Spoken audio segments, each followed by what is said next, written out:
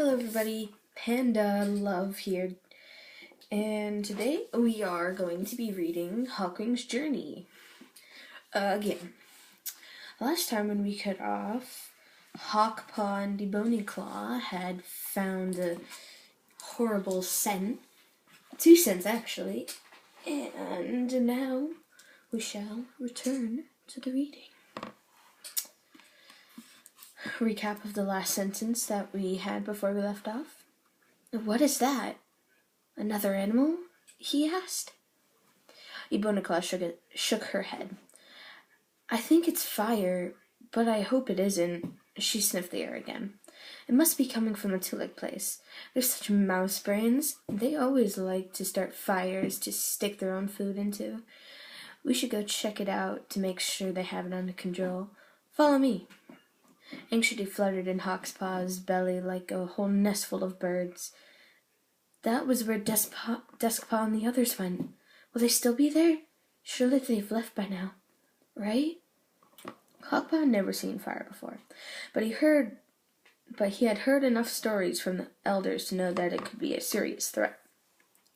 Will it reach the camp? He asked, padding alongside Ebonyclaw as her paws turned purposefully towards the two-leg place. Probably not, Ebonyclaw assured him.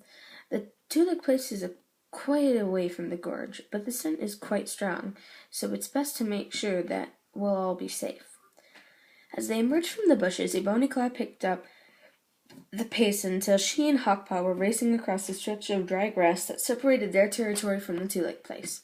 The scent grew stronger every paw step, and Hawkpaw's fear began to grow stronger, too. I really hope Duskpaw has gone back to camp. To his surprise, Hawkpaw spotted movement in the grass and realized that the small creatures, mice and shrews, were pelting through the stem towards them, away from the source of the smell.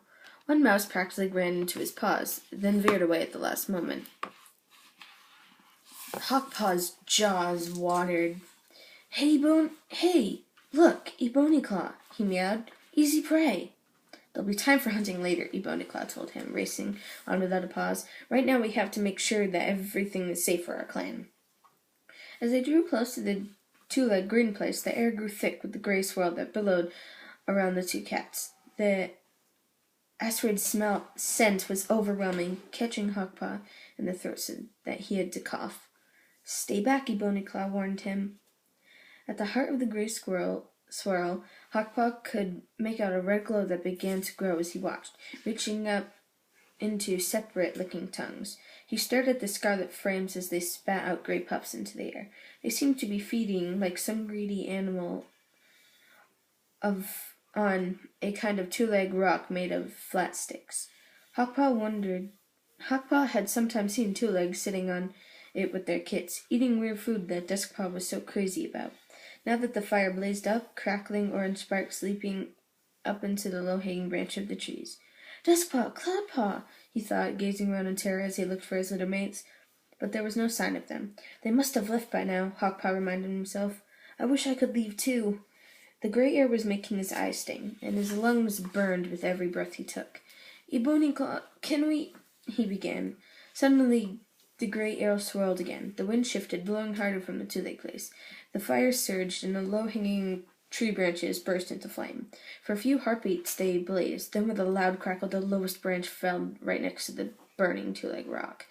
Ebonyclaw let out a gasp and pushed Hawkpaw back. Every muscle in Hawkpaw's body tensed. He'd never heard a warrior sound so terrified before, let alone his own mentor.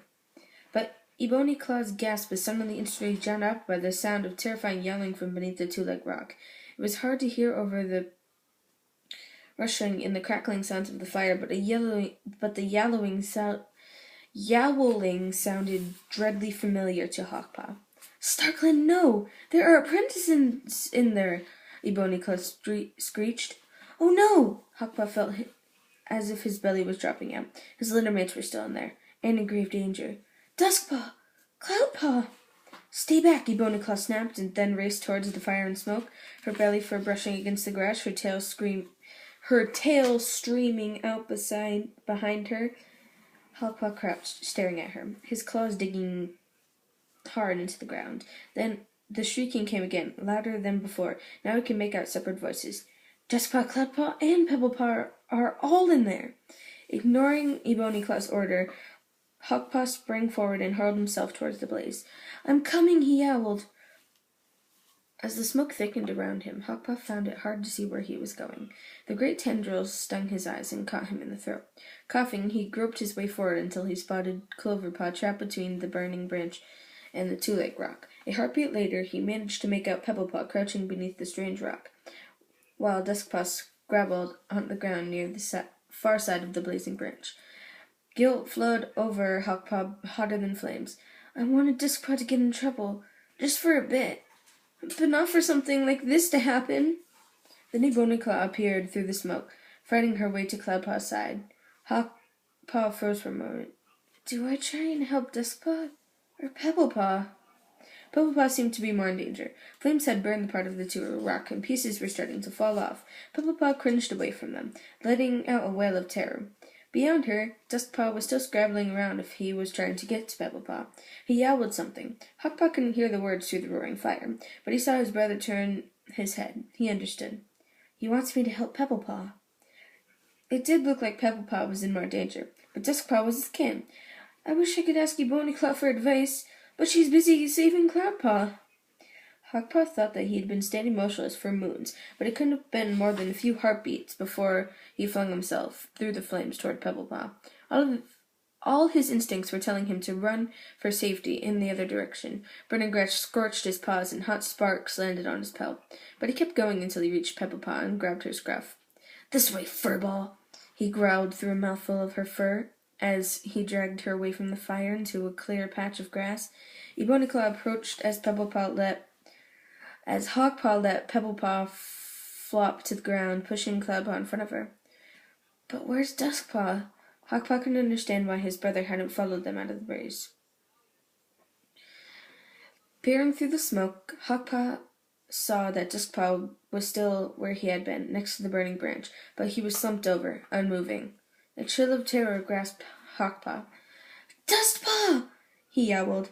With a bony claw by his side, Hawkpaw raced through the smoke and flames. When they drew closer, Hawkpaw saw one of his brother's paws was trapped beneath the thicker end of the branch, where the fire still had in reach. For a moment he felt his heart stop, and he couldn't take a breath. "Duskpaw wasn't telling me to save Pebblepaw. He was asking me to help him." Together, Hawkpaw and Ebonyclaw thrust at the branch with their forepaws until it rolled off Duskpaw into a billowing cloud of sparks. Then Ebonyclaw grabbed him by his scruff and dragged him over where they had left Pebblepaw and Cloudpaw. Hawkpaw followed, pushing his little mate from behind. Duskpaw's legs were limp and his head lolled. He didn't seem able to help himself. Pebblepaw and Cloudpaw still lay slumped on the ground, coughing and letting out whimpers of pain. Hawkpaw could see that patch of their fur was scorched, giving off a strong scent of burning. But to his relief, neither of them seemed to have life-threatening injuries. However, Duskpaw was hardly moving. Now and again he would feebly try and lift his head and let out a weak cough, but then he'd slip back into unconsciousness. Hawkpaw gazed at him in horror and shook his shoulder out with one paw. Duskpaw, wake up!" he begged. "What were you three doing out here?" Ebonyclaw demanded. Cloudpaw let out a mournful wail. "Duskpaw said we should sneak over here and look for scraps of two-leg food." Hawkpaw could hardly take his eyes off of the unconscious littermate. "And I might have been with you, if I hadn't said no." He remembered his earlier hope that Duskpaw would get into trouble with a shudder of shame. Ebonyclaw didn't seem to notice. She lashed her tail at Cloudpaw, clearly frustrated. "If Duskpaw told you to jump off a cliff, would you do it?" "I know it was our fault, too," Cloudpaw whimpered. "But when we got here, the fire was just over there, and that shiny thing—" "The trash can, yes. And you didn't have the sense to go back to camp and report it?" "It seemed safe enough then," Pebblepaw continued the story. "Duskpaw said that fire must have driven the two-legs away because two-legs are scared of everything. But we were brave enough. We shouldn't have let the fire keep us from the best scraps of tasty food." "There was stuff under there," Cloudpaw pointed to the two-leg rock now collapsing into a smoldering heap. "But the wind shifted it. The two-leg rock caught fire, and the branch fell and trapped us. We should have never listened to Duskpaw," she finished with another miserable wail. You should have thought of that sooner, Ebony snapped. It's too late to feel sorry. We need to get Duskpaw back to camp so Echo Song and Freckle Wish can help him. She flattened herself on the ground beside Duskpaw. Hawkpaw, help me get him onto my back, she directed.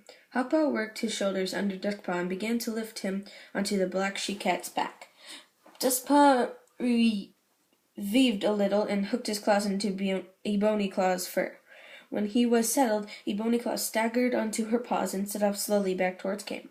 With Hawkpaw steadying his brother on one side and Cloudpaw and Pebblepaw limping behind, as they left the two-leg green place, they heard two-leg monsters screeching in the distance, the sound growing closer as the cats trekked across the stretch of grass into the bushes at the top of the gorge.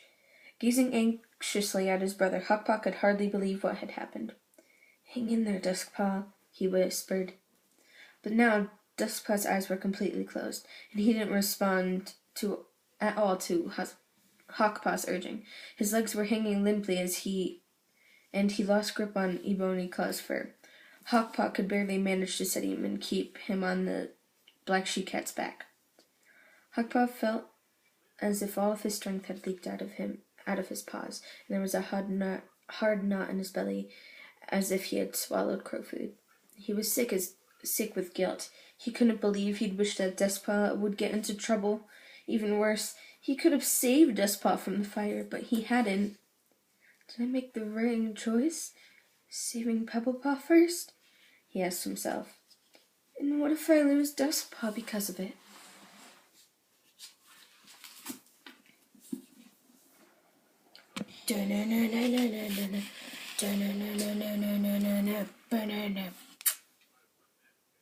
That was the rest of chapter 1 of Hawkwing's Journey.